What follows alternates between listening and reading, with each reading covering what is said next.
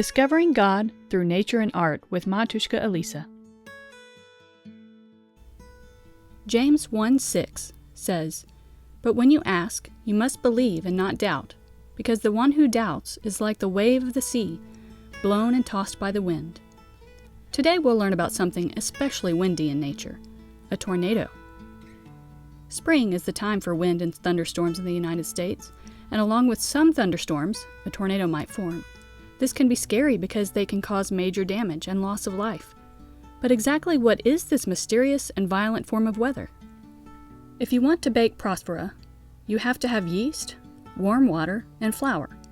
And you have to bake it in an oven at the right temperature for the right amount of time, according to the recipe. Well, certain ingredients must come together to form extreme weather, too. Tornadoes form in storms, and the strongest often occur in supercell thunderstorms.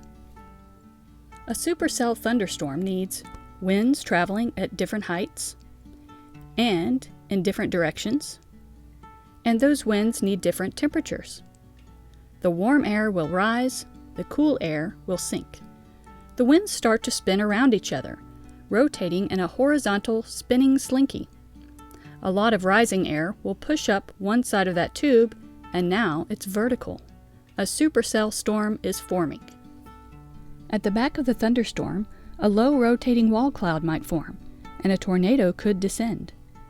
What makes it a tornado? If it is a very fast rotating column of air descending from the cloud, it is a funnel cloud. When it touches the ground and we can see dust and debris, it's a tornado. If this happens over water, it's a waterspout. So what does the tornado do now?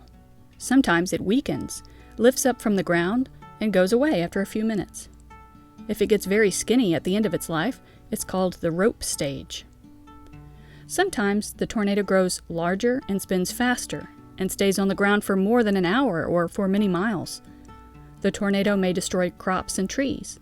If buildings or people happen to be in the path, much greater destruction is possible. Could we think of the destruction of a tornado in the same way we think about anger toward fellow humans? When those moody clouds enter our mind and heart, and we lash out with anger, what happens when we direct harsh words toward someone else? Could we cause destruction to someone else's mood? Maybe we damage their sense of safety and well-being. And could we tempt them to anger as well, spreading the spiritual destruction even further? St. Paul teaches us about anger. He says, "Get rid of all the bitterness, all passion and anger, harsh words, slander, and malice of every kind. In place of these, be kind to one another, compassionate, and mutually forgiving, just as God has forgiven you in Christ." Let's draw a tornado. We're going to use scribbles, lines, and blurs to create this scene. On drawing paper, block off a rectangle with tape. This creates a border for our messiness. Across the top of the paper, scribble all the way across and a couple of inches down, as dark as you can make it. Cover all of the white space and color right up to the tape. These are our heavy, low storm clouds. Now at the bottom of the rectangle, do the same, but lighter. This is our ground. A little white space is fine here, since we're giving the impression of a field and grass. In the foreground, the area closest to the viewer, you can add some clearer, darker blades of grass any which way you like. Now for the fun part. Take a paper towel or tissue and wrap it around your index finger, holding the extra part in your hand. Visually, split your picture in half, and just to the left of that, put your finger on the clouds. Now scrub hard left and right while you come down the paper.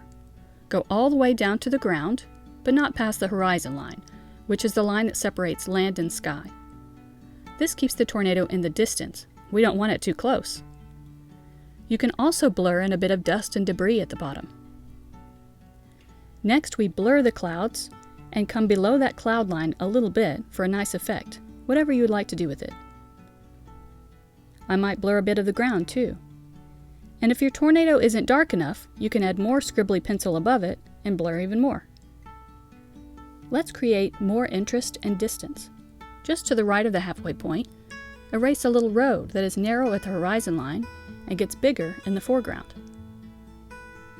we'll add a rickety fence that follows the same contour of the road right inside that white space. The fence posts are tiny in the distance and bigger in the foreground.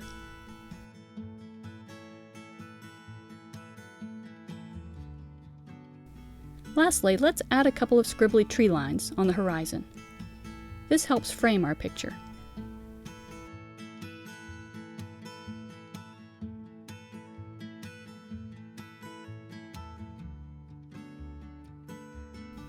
Now remove the tape for a nice straight border of your artwork.